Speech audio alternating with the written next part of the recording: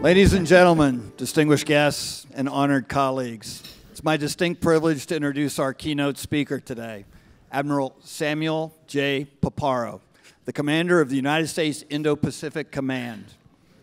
Admiral Paparo assumed his command almost 1 year to the day. He had his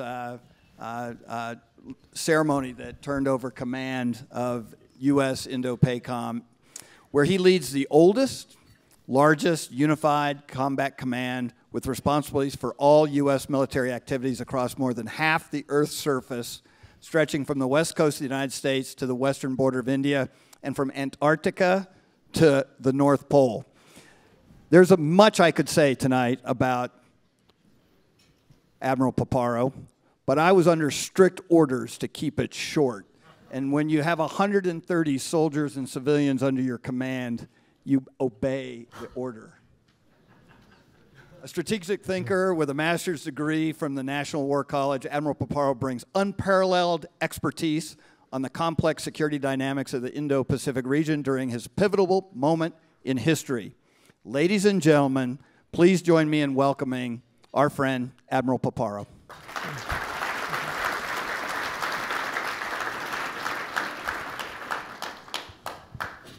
So good evening, everyone. I'm Demetri Sevastopulo from the Financial Times. Irish, despite the name, and tonight we may need an Irish accent interpreter and potentially a Pennsylvania, kind of Philadelphia area interpreter. They'll be provided if you have any questions. Admiral Paparo, it's a pleasure to be here. Thank you for taking the time to join us. I'm going to start off with one softball. I know you love softball questions. What advice did Admiral Akalino, what did Long say to you when you took this job, and have you followed his advice? He said, "You're ready for this, and this could happen on your watch." And what did this mean? Conflict in the Western Pacific, most likely over Taiwan. And you know, we're close enough that we can speak in metaphors. I knew what this is. So we're going to obviously get to Taiwan in a little bit. I'm not going to ask you to predict a year, but I will just say that the only year that hasn't been out publicly by a senior admiral or senior general in the last few years is 2026. So let's watch next year very carefully. But before we get into the kind of the different countries in the region, you've been in the job for a year. Give us an assessment of how the region looks to you today compared to a year ago. Yes, and you know, some may you hear the metaphor "boiling the frog."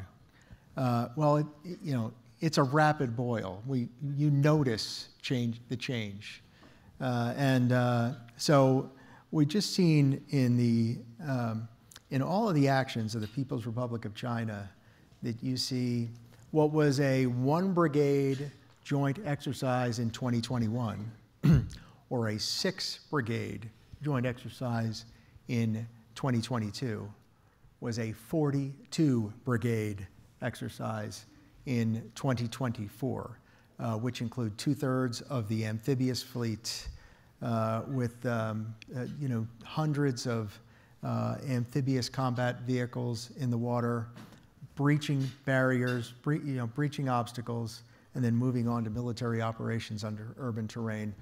You've heard me say it before, but the depth and the breadth of the PRC's training and rehearsals, and the extent of the geography that they're operating, and the greater weight of operation with, for instance, Russia, further afield and in larger formations, and you just see that steady flow. And then more episodic pressure operations around Taiwan, closing into the contiguous zone.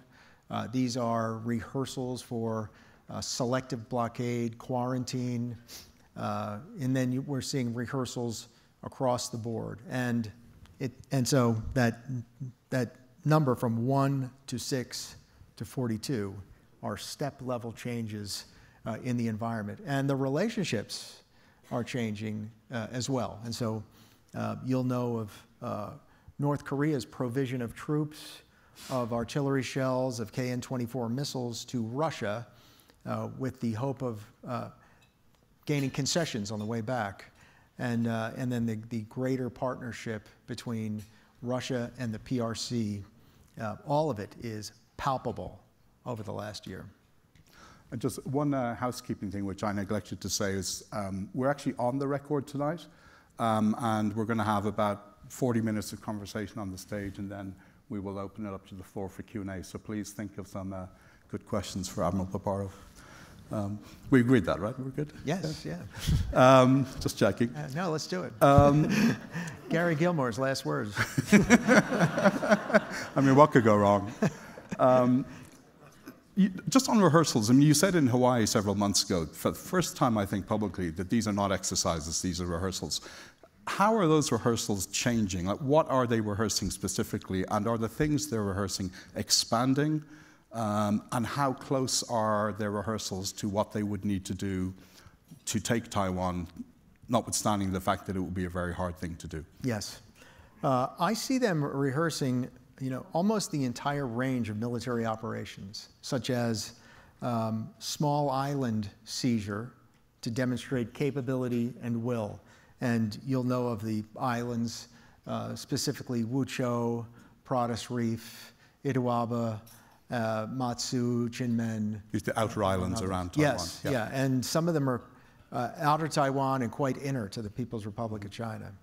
And then you see blockade rehearsals, and both selective blockade, which would interdict certain commodities that would put pressure on Taiwan with the hope of some small concession of the autonomy that Taiwan enjoys now, all the way to the full blockade that they would effect. And then, at the largest range, as I discussed, you see full, complete joint rehearsals, including some very compelling models of some of the places where they would be in Taiwan. And so the entire range of military operations, providing every option that they would want. And these are rehearsals in earnest.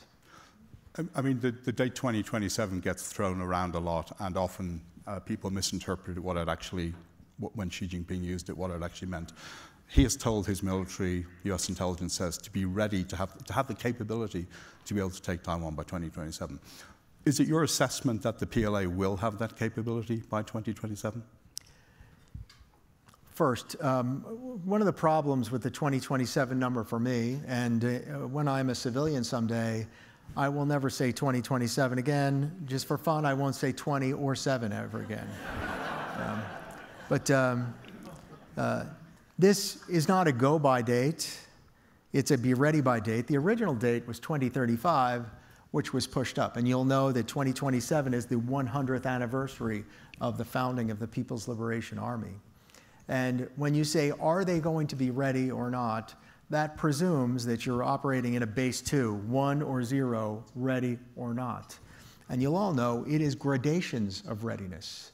And there are certain conditions where they might effect an invasion or some kind of coercive behavior before they believe they're fully ready. Mm-hmm.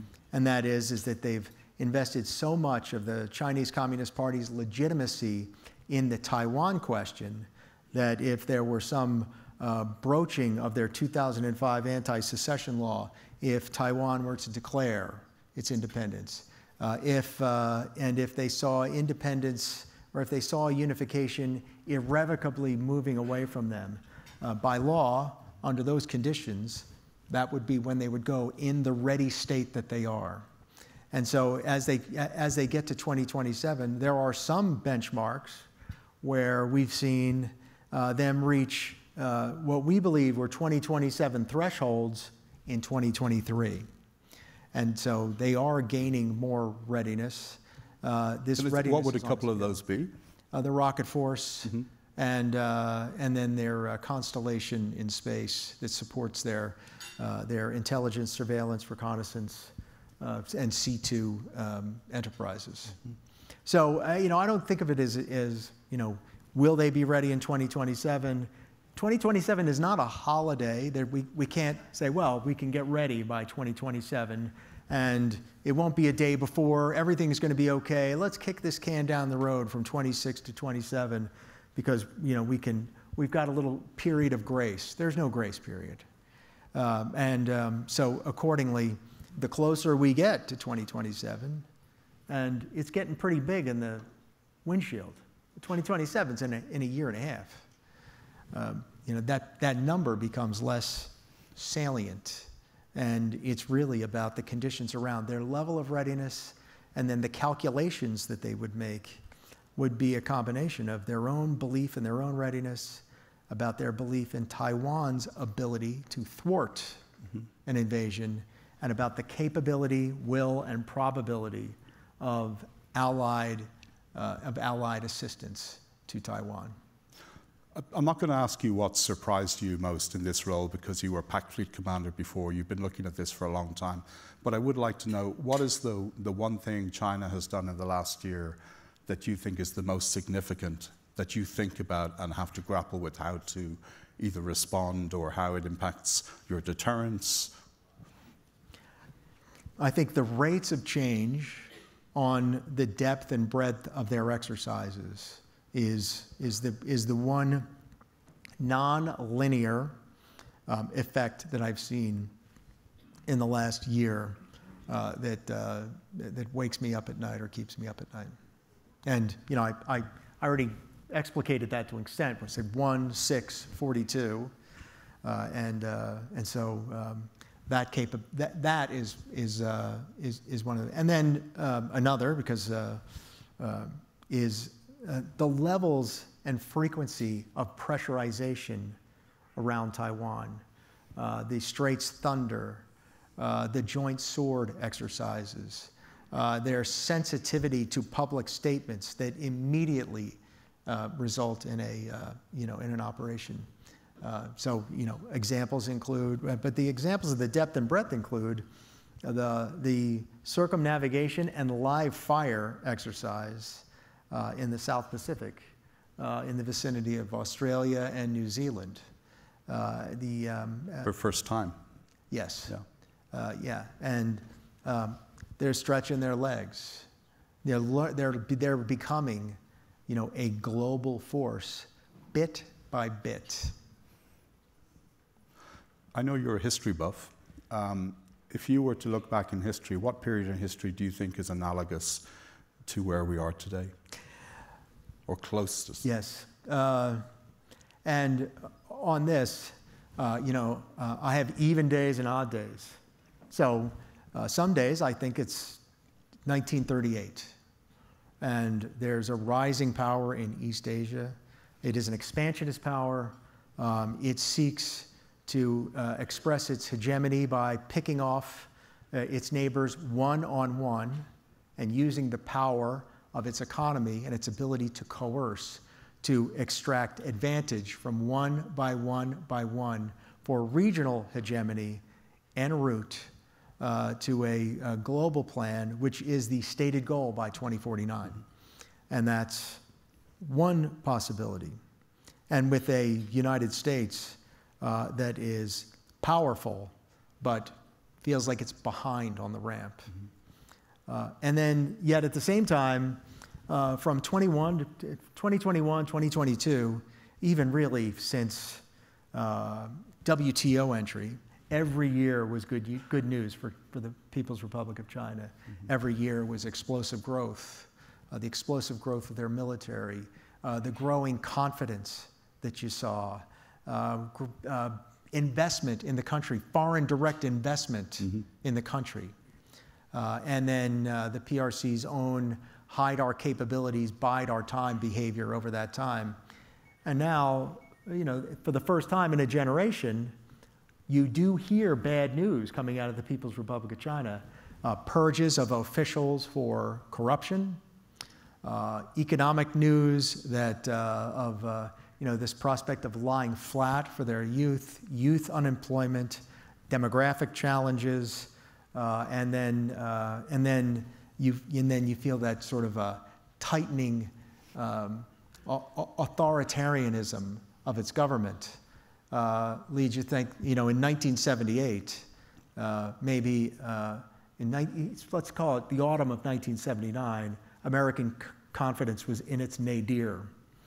with the hostage crisis, the hollow force, double-digit inflation, double-digit interest rates, and a lack of confidence worldwide.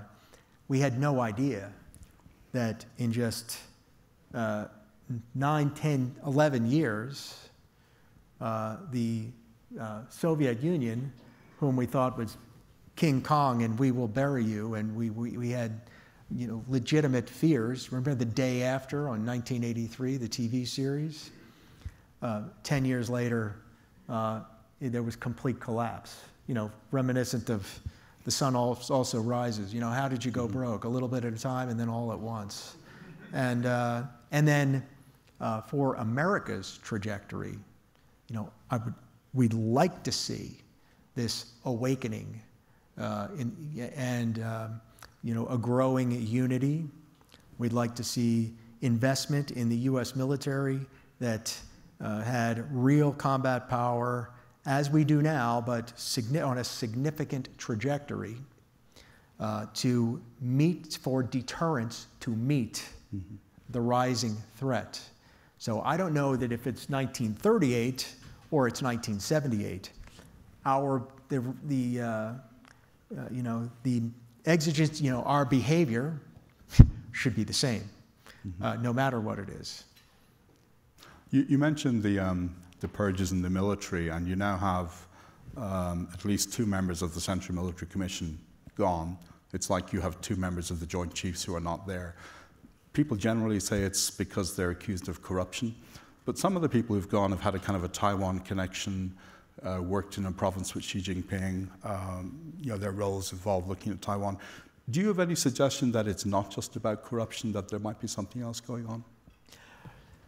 Well, I think one is that I know that corruption, as we would call it, has been a part of it, and that anti-corruption has been a mission for the General Secretary since his rise to power. And this is for multiple reasons. In the United States, the military gains tremendous respect as a profession, second only to nursing in the United States, rightly so. Number 2 is that... thank you for not saying the journalists are right down at the bottom, only above Congress, but... And apologies to all members in the room. Present company excluded. Number 2, in the United States of America, America's generous and pays military families a fair wage. And number 3, in America, there's opportunities for veterans after service. In the People's Republic of China, it is not a respected profession, and the pay is a mere pittance. And post-retirement, there is not a generous retirement at the end, and enough to continue to take care of your family and other opportunities, not in industry, but across the board, which is where most veterans go.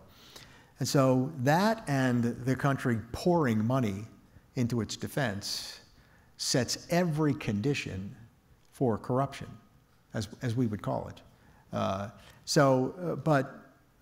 There is an element of the potential association among certain of the leaders, and so there is all of that is kind of the actions of a potentially, I'd say, is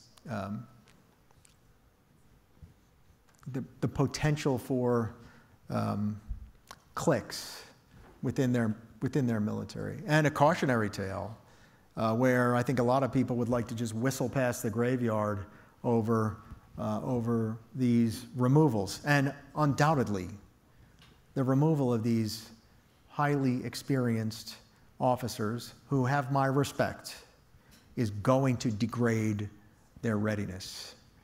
But is purging behavior, have we seen that be a precursor ever to conflict? And so keeping an eye on that, I think, is a matter of duty for Indo-Pacific Command and for the national security enterprise. I want to ask you about Ukraine, but just to the organizers, the clock here doesn't seem to be working. So when we get to about 8:40, if someone could wave at me, and then I'll open up to the floor. Now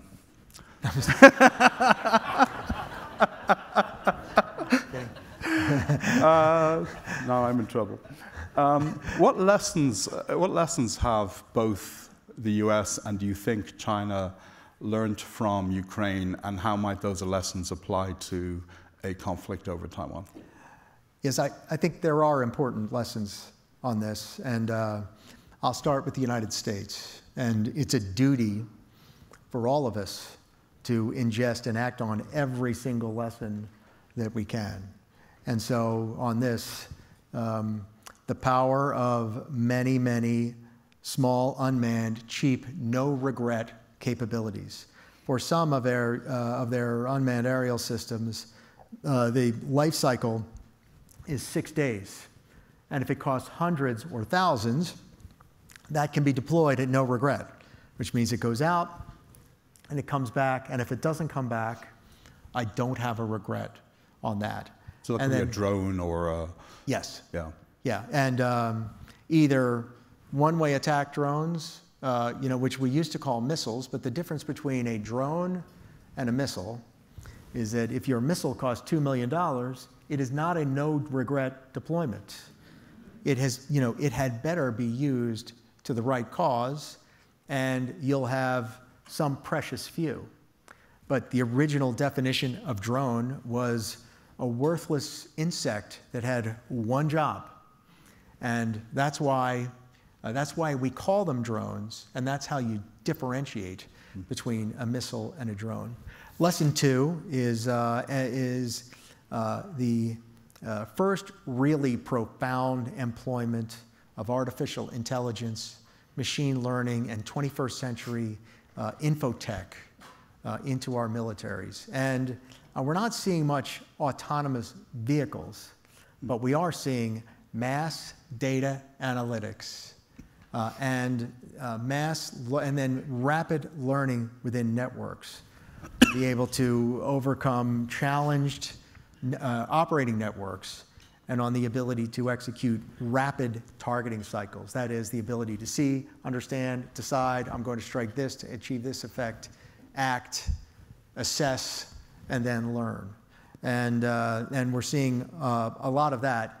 It is not the end-all, be-all of conflict in the Pacific, because there is 7,000 miles of contested ocean that we have to deal with.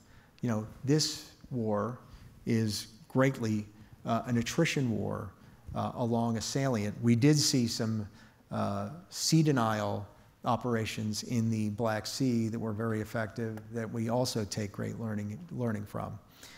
Now, for the People's Republic of China, I do believe that they see this conflict, and from a training and doctrine standpoint, to assault, the planners plan for a 3-to-1 ratio in order to effect assault. Those of you that have had service in the ground forces will know that inherently already.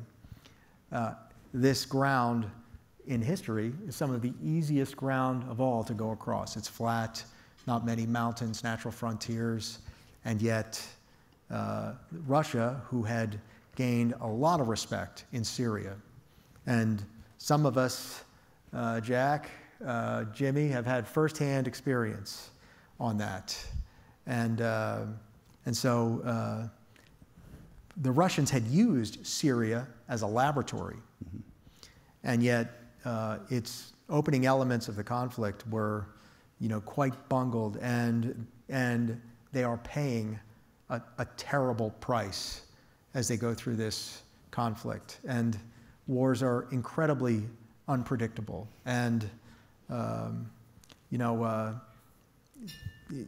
this unpredictability has got to affect his calculus. So is the Chinese lesson, you think, the inverse of the U.S. lesson, or are there different lessons the Chinese might be taking? I'm sure that China is trying to learn every lesson that we are. And it's my job to make sure that there's no line loss in the lessons from the European theater to the Indo-Pacific theater, from the Middle East theater to the Indo-Pacific theater because there are important lessons to be learned there.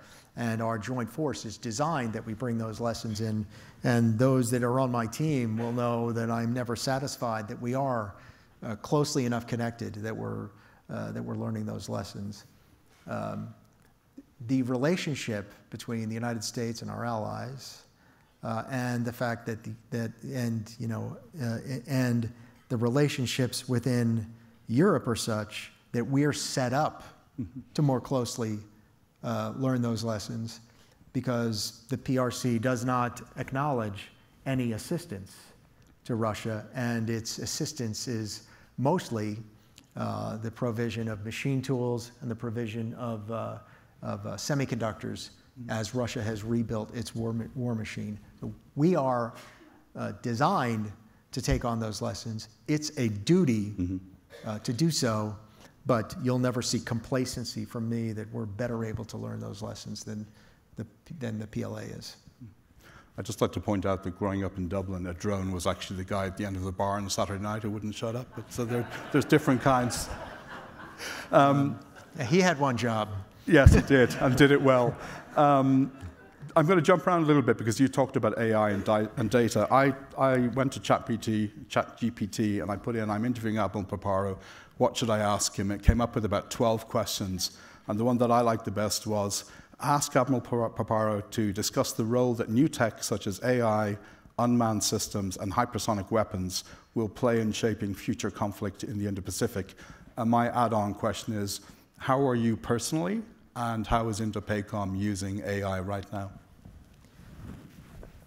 I think that this is, for the most part, when you're looking at missile on missile, ship on ship, even drone on drone, you're having linear effects from one to the other.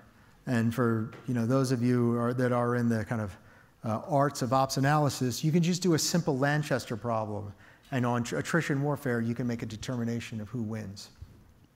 But the effects of these systems are going to have greatly non-linear effects on the system. Who can see, understand, decide, act, assess faster?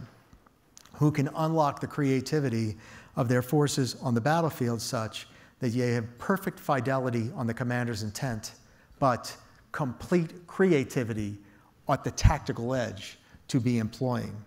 How at the strategic level are we employing AI? I go into a war game and we'll do the ops and intelligence, we'll do a commander's update brief, but at one point, every eye looks at me and says like, okay, boss, what are we going to do for the next 24, 96, and 14 days? And so at those levels, there is a vast database, even in open source, which is incredibly valuable, and then within our networks. And if we can use large language models to refine our decision making, and then further on, if we can use agentic tools and/or tools that do computational game theory that in the game determine what game are we playing and help us with moves, not to replace our decision making, but to augment, because we ultimately are accountable for these actions, and lest we forget that. And in this race, we're in a race for compute, for data, for the talent, and for the policy that determines it, that puts all of that together so that we can use these tools to achieve the non-linear effects on our actions. And so, like in the aluminum smelting business, there's this thing called a theoretical limit. That is ore in and energy in and refined aluminum out. It also applies to many other processes. Who could get to the theoretical limit and use these machine tools to get to the theoretical limit, to achieve these non-linear effects, to get out of this Lanchester attrition model, and to get us where we're in the right place at the right time, doing the right things against the right centers of gravity, and we are employing every piece of data, everything that a machine can do, it's doing. And everything a human must do, we're doing. And that's but one way.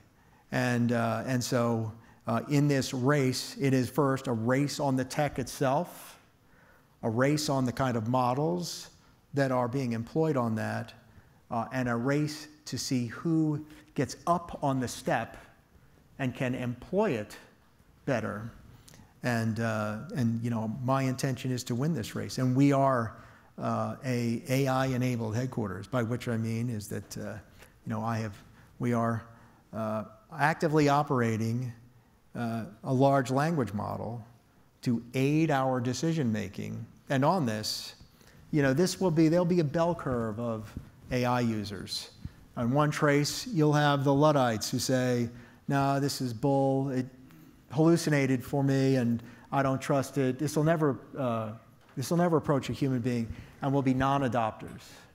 You'll have on another side the crutch players who are afraid or feel unable to make decisions themselves and will, like our children do in their college papers, you know, give me 10 pages on the Russian Revolution. But at the zenith, where we have to get everybody, is that point where our prompts, our usage, gets the very best out of the models and gets the very best out of our human beings and affects all the very best. And then, of course, how we execute functions that are interrelated to ensure that we know what's happening in the battle space, we're affecting the enemy's cognition, we're moving to the right spot, employing the weapons under the right kind of protection, and sustaining the force. And so that process is smooth operationally. And then at the tactical level, compute on the edge, swarming tactics, and how do we affect that same thing even at the unit level. And you know, we have profound efforts going on right now across all of those layers. And am I satisfied with it? No. But you pay me to never be satisfied with where we are. So I'm going to quote Admiral Samuel Paparo back to you. In November, you told Brookings that it was time for straight talk about the magazine gap. And then separately, before Congress, I think it was a couple of weeks ago, you were talking about Chinese air superiority and how they were getting much better. And then you said, but I have game too. So I want you to step back and say, if you look at the balance of forces, not globally, but in China's backyard where a Taiwan conflict would happen, how would you assess the US and China right now?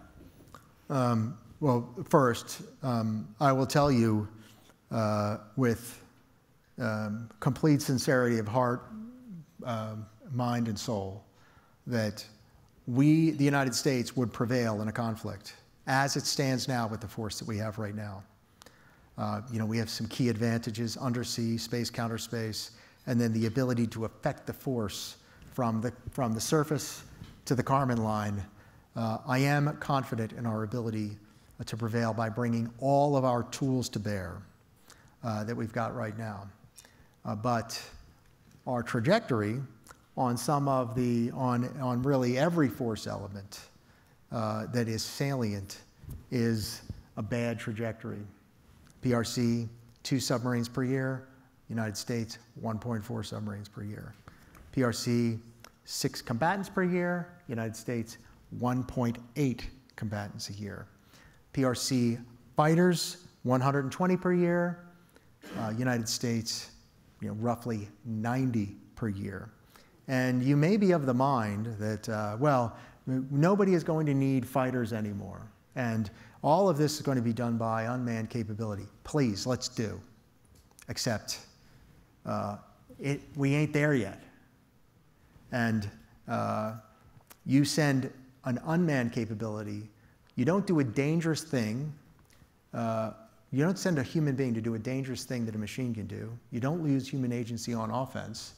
And the more defensive you are, the more you must rely on a machine to do better things faster, because the morality has shifted to defending your force. But it requires a network in order to maintain that human agency. And the network is going to be contested. The network is going to have the bandwidth, the frequency agility, the encryption, and we're in a race on compute. And compute is what enables us to dominate the EW environment and or defend ourselves and become resilient in the EW environment. And the vast distances, sea control and air superiority remain requirements for the United States. There are opening conditions. Your unmanned capability will be no more than a high-tech petting zoo if you don't have the conditions under which you can infill that force. And oh, by the way, there are 80,000 Americans in Taiwan. There are 130 million allies in Japan, include 3rd Marine Expeditionary Force, 5th Air Force. There are 130 million allies in the Republic of Philippines. And our economies are very much interdependent to the point that it's important, and we're going to have to contest air superiority with our would-be adversaries. And we do that, and we're going to have to contest maritime superiority in order to protect the force, to defend the force, to sustain the force. And so to move away from that, is to ignore what is time full and what is time less. And we've got to make the right choices on timefulness and timelessness. And when I said it's time for straight talk, there was inference that said, like, Paparo's against what we're doing in X theater.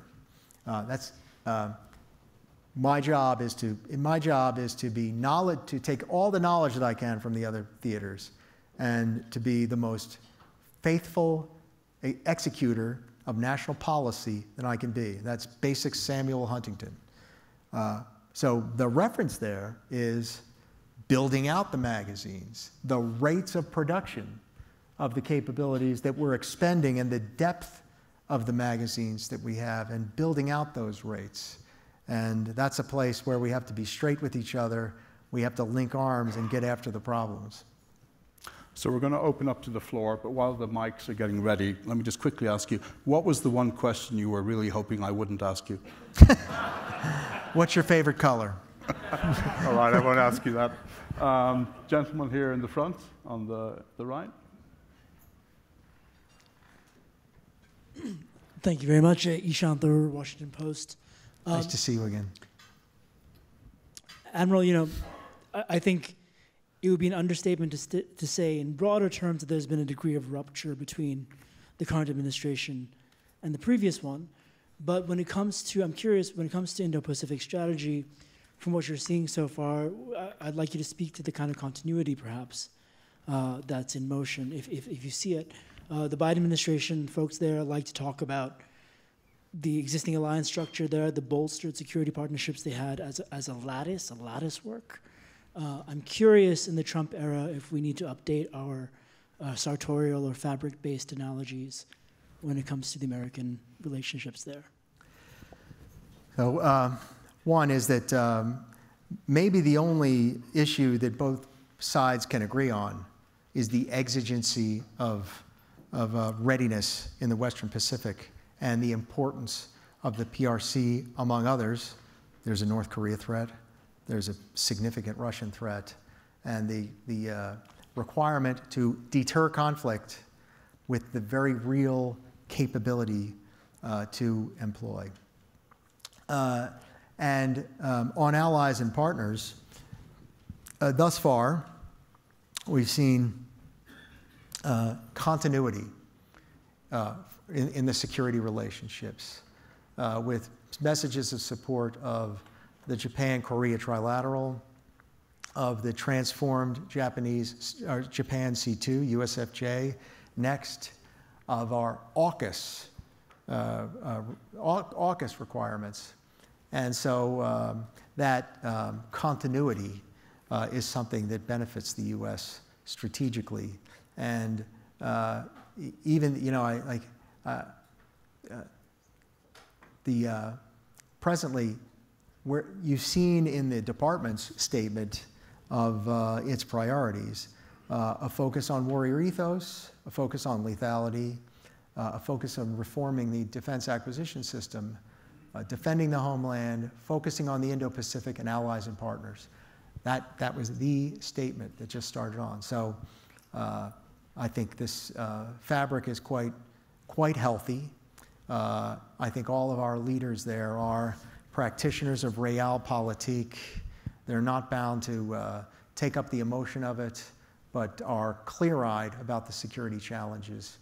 And I see a strong fabric within our alliances and partnerships. Over here, Courtney, and then the gentleman over on the right. Hi, Courtney Kuby with NBC News. You're getting all the journalists tonight, sorry. I'm sorry to ask you about the year which we don't speak of, but 2027. Your time at PACOM will presumably be done May or so of 2027, and I'm still not clear if you think you actually will be in the role if there is some major action against China by China against Taiwan. And then, what do you think the American people's will is for an actual war with China?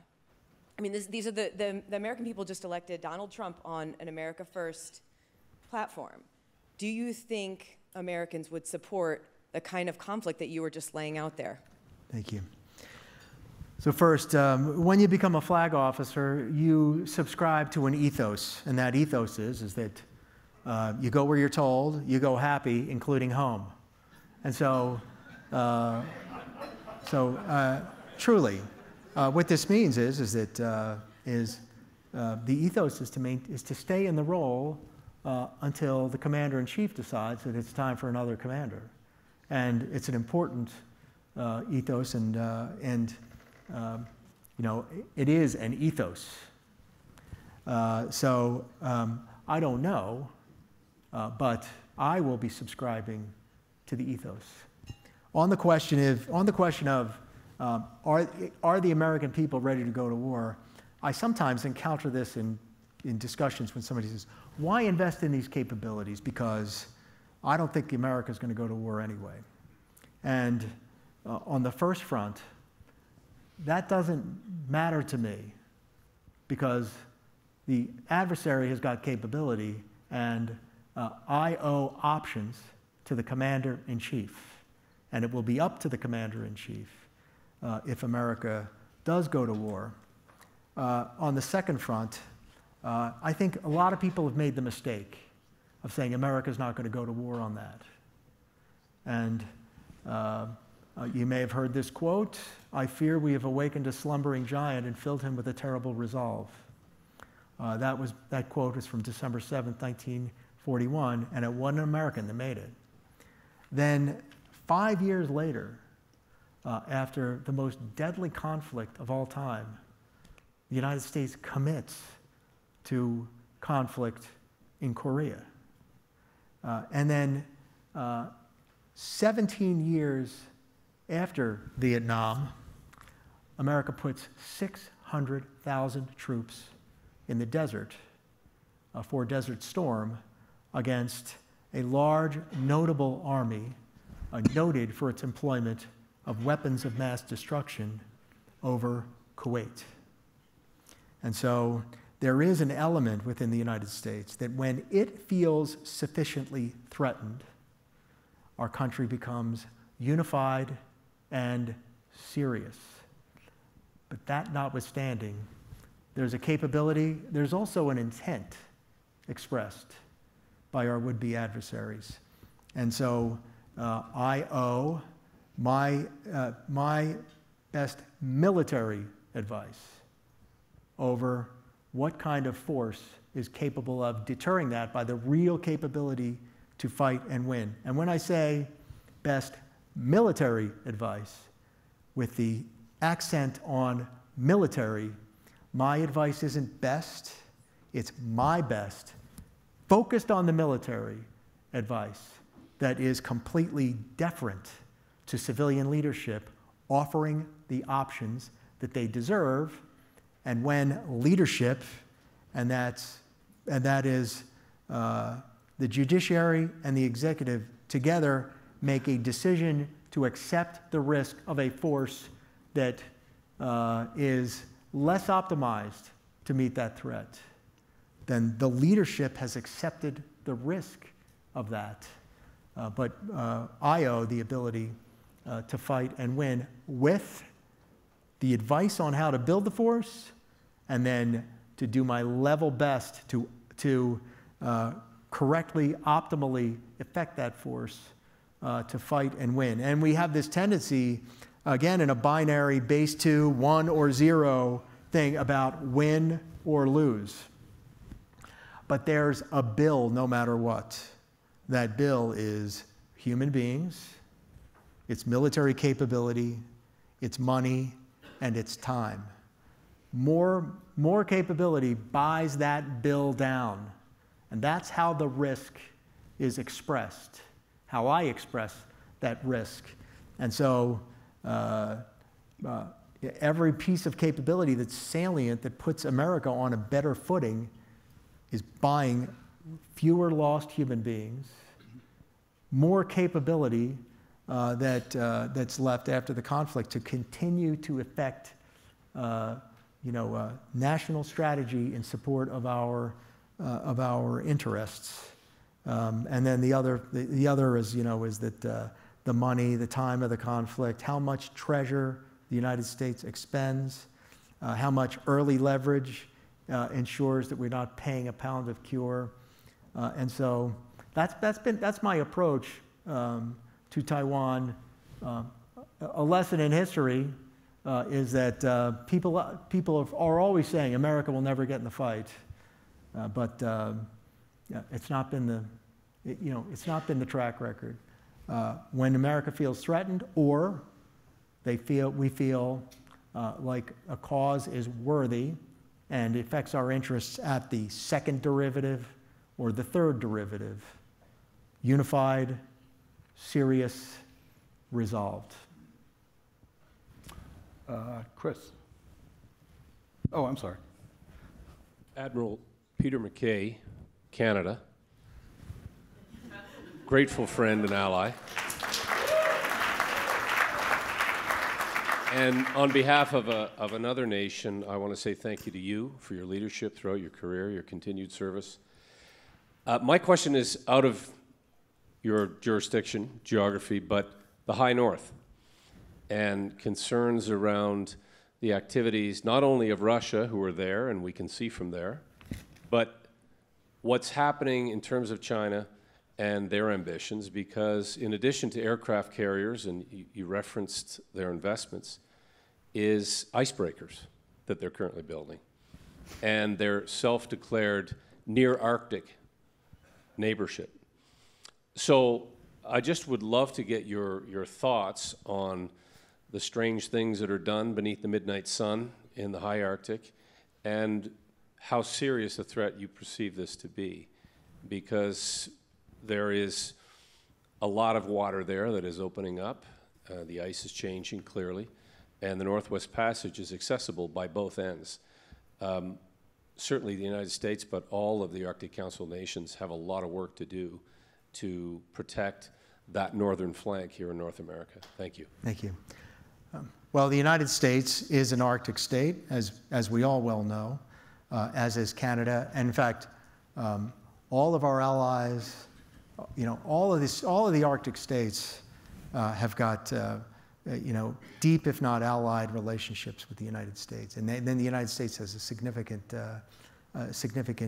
stake as an Arctic state. And the PRC is a near Arctic state, the way the Philadelphia Flyers are a Canadian hockey team.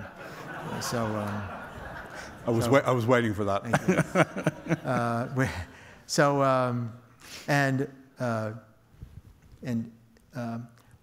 We must meet asymmetries with symmetry, lest our adversaries will exploit the space and will impose their will upon us. And we see both states imposing their will upon others and exploiting commons and, in fact, claiming space that is not sovereign to their country. And accordingly, I am very strongly an advocate for capability in the Arctic. It is also part of my area of responsibility, along with EUCOM and NORTHCOM. And these partnerships are important too, to ensure that there's no seam, as the seams come together as they do on the poles. And so building icebreakers, having that capability in the high north, and Russia and China had its biggest formation in the Bering Sea this year. So I could not endorse that more strongly. I'll tell you on Canada's contribution on sanctions enforcement in the Western Pacific with her frigates, Canada's reconnaissance aircraft, and also exercise of freedom of navigation, including multi-nation exercises of that, have a profound deterrent effect. And I am grateful for the close partnership that I have with General Carignan and with the Canadian Pacific Fleet, and I tip my hat.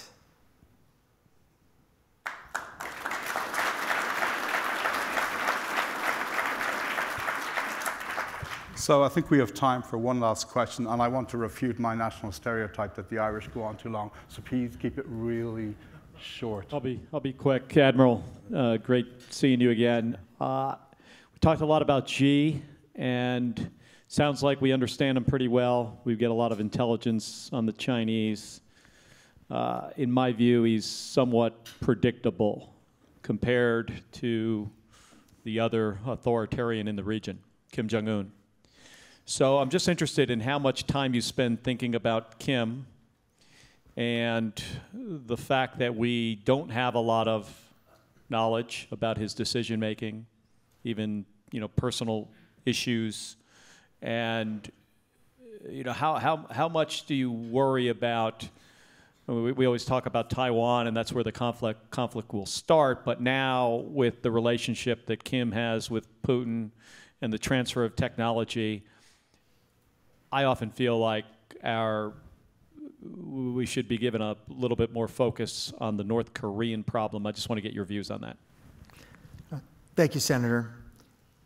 I fully affirm the unpredictability of Kim Jong-un. And on that front, his behavior in recent times, which is he has blown up the two connecting roads, east and west, that connected the north and south.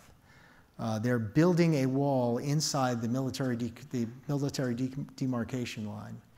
They have sent balloons with garbage, trash, even human excrement at one point towards the south. And some of his behavior demonstrates a desire to ensure that they close their border to outside influences. Because you could make a case that North Korea's system was at least somewhat competitive with South Korea's system in the early 1950s, 60s, maybe even 70s. Today, you can make no case at all about where South Korea is, and I think there is a significant fear that if the North Koreans catch wind of how their fellow Koreans are living in the South, it could be troublesome. These intentions could turn overnight. We are in armistice with North Korea, and we should not forget that ever. And now North Korea's reach out to Russia is going to result in more capability coming to North Korea. And this is a dangerous and unpredictable potential adversary. And I remain equally humble about Xi Jinping's intentions also, just because you pay me to do so. On that note, I'm very glad you're being paid. Thank you very much. Please welcome Rick Davis. Very very much. Thank you very much, Admiral Paparo, Demetri. What a wonderful program. Let's get another round of applause for our keynote speaker and his inquisitor. How are you guys doing? Thank you very much. Thank you very much. Thank you very much, everybody. I think we've had a fantastic start to the Sedona Forum, our 12th Sedona Forum here in Sedona. I just want to make a couple of quick announcements. I am the only thing standing between you and dessert out on the terrace, so I'll make it very short. Tomorrow morning, the program will start here in this room at 8:30 in the morning, and we'll have breakfast starting at 7 o'clock out on the terrace for anybody who needs a little morning carbohydrates. There'll be a little southwestern flair there, so it'll be a lot of fun. I would like to thank a few people. Cindy, the McCain family, thank you very much for your hosting of this.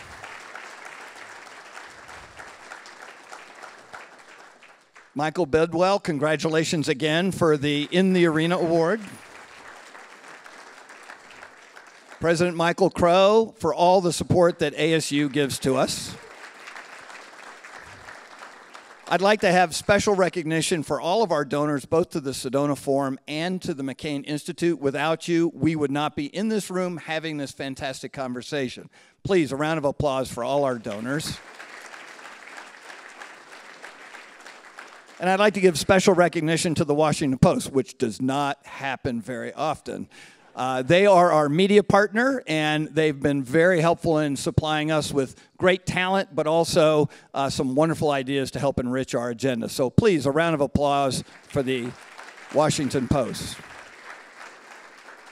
So thank you very much, everybody. We look forward to seeing you tomorrow. We have a spectacular program tomorrow. We have more on China, but a lot of other places around the world need our attention, and we're going to give them a fulsome effort to do so. So thank you very much.